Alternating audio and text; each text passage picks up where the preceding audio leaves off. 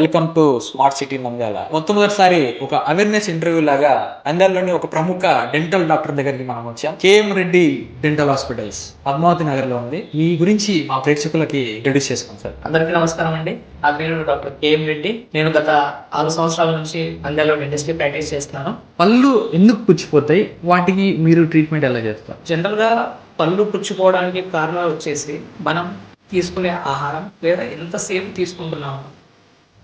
So చిన్న పిల్లలకి పంటి సమస్యలు ఎలా ఉంటాయి సార్? ఎగ్జాక్ట్ గా చెప్పాలంటే ఈ మధ్య కాలంలో పెద్దవాళ్ళ కంటే కూడా చిన్న పిల్లలకి ఎక్కువ సమస్యలు వస్తూ ఉన్నాయి. చిన్న పిల్లలకి రెండు పళ్ళు రావడం, 2 వరుసలు రావడం ఉంటాయి సార్. యాక్చువల్గా అవి 2 వరుసలు రావడం కాదు.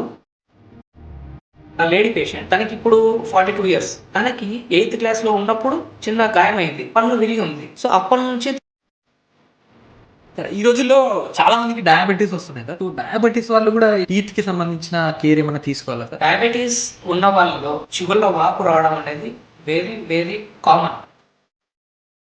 పంటి ట్రీట్మెంట్ తీసుకుంటే సైడ్ ఎఫెక్ట్స్ వస్తాయి, కళ్ళు పోతాయి, ఇలాంటి కొన్ని మూఢనమ్మకాలు ఉన్నాయి సార్. సో వాటిపై మీ ఒపీనియన్ ఏంటి సార్? చాలా గుడ్ క్వశ్చన్ యాక్చువల్గా ఇది.